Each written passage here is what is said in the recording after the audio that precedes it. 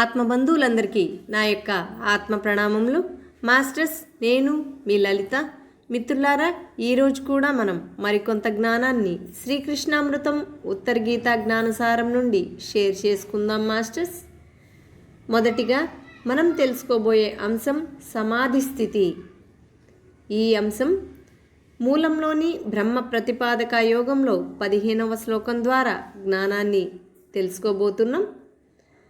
స్వయముచ్చలితే దేహే దేహిన్యస్త సమాధినా నిశ్చలం తం విజానీయాత్ సమాధిస్తస్య లక్షణం. మిత్రులారా, ఇప్పుడు తాత్పర్యాన్ని తెలుసుకుందాం. దేహం కర్మానుసారంగా చలిస్తూ ఉన్న జీవుడు నిశ్చలమైన సర్వాత్మను నేను అని తెలుసుకుంటే అది వాని యొక్క సమాధి స్థితి యొక్క లక్షణం. మిత్రులారా, ఇప్పుడు వివరణ తెలుసుకుందాం. మనుషులలోని త్రిగుణాలు స్వభావ రూపంలో వారి వారి కర్మలకు కారణం అవుతాయి. దేహి దేహం ద్వారా తన ప్రారబ్ధ కర్మల ఫలితాలను అనుభవిస్తూ ఉంటాడు. ఈ ప్రారబ్ధ కర్మలు సంపూర్ణంగా ప్రక్షాళనం కావాలంటే ధ్యాన సాధన ద్వారా త్రిగుణాతీతమైన స్థితిని పొంది తనలోనే ఉన్న ఆత్మ సాక్షాత్కారం, బ్రహ్మాత్మ సాక్షాత్కారం తప్పనిసరి. బ్రహ్మాత్మ సాక్షాత్కారం కావాలంటే మనస్సును శ్వాసను లయం చేసి ధ్యానంలోని సమాధి స్థితిలో ఆ సర్వాత్మను నేనే అనే అనుభవం పొంది తీరాలి. ఆ అనుభవం సమాధి స్థితిలోనే సాధ్యం.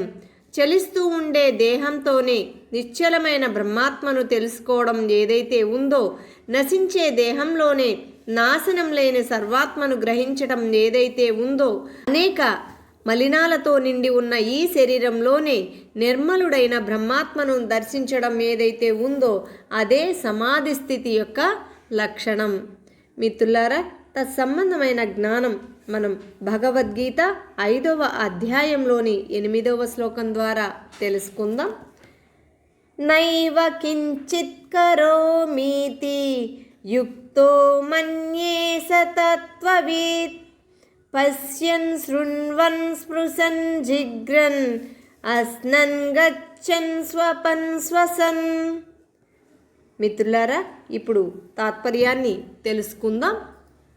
తత్వవేత్త యోగి అయిన వాడు చూస్తున్నా, వింటున్నా, తాకుతున్నా, వాసన చూస్తున్నా, తింటున్నా, నడుస్తున్నా, పడుకున్నా, శ్వాసిస్తున్నా, వింటున్నా, ఏం చేస్తున్నా కానీ వాస్తవానికి తాను అవి ఏమీ చేయడం లేదనే అనుకుంటాడు. మిత్రులారా, ఇప్పుడు మరొక శ్లోకం ద్వారా మనం మరికొంత జ్ఞానాన్ని షేర్ చేసుకుందాం. ఆకాశం మానసం కృత్వా మనః కృత్వా నిరాస్పదం నిశ్చలం తం విజానీయాత్ సమాధిస్తస్య లక్షణం. మిత్రులారా, ఇప్పుడు మనం తాత్పర్యాన్ని తెలుసుకుందాం. మనస్సును ఆకాశంలా నిర్మలంగా నిరాధారమైన దానిగా చేసి నిశ్చలమైన ఆ సర్వాత్మను తెలుసుకోవాలి. ఇదే సమాధి స్థితిలో ఉన్న యోగి యొక్క లక్షణం. మిత్రులారా, ఇప్పుడు వివరణ తెలుసుకుందాం.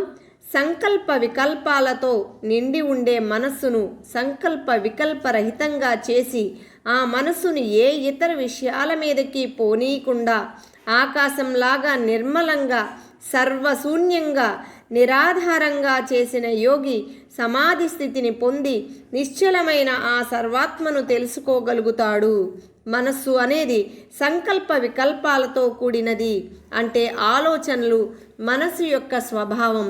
కాబట్టి ఆలోచనలు లేకుండా చేసుకుంటే మనస్సు నాశనమైనట్టే.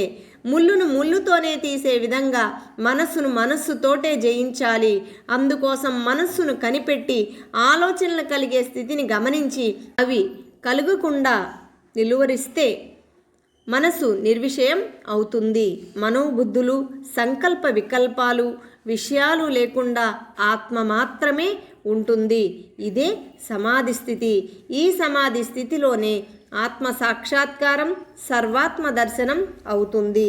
మిత్రులారా, ఇప్పుడు తత్సంబంధమైన జ్ఞానాన్ని మనకి తెలియచేసేటటువంటి భగవద్గీత 6వ అధ్యాయంలోని 20వ శ్లోకాన్ని మనం ఒక్కసారి మరలా తెలుసుకుందాం. యత్రో పరమతే చిత్తం నిరుద్ధం యోగ సేవయా యత్ర చైవాత్మనాత్మానం పశ్యన్నాత్మని తుష్యతి. మిత్రులారా, ఇప్పుడు వివరణ తెలుసుకుందాం.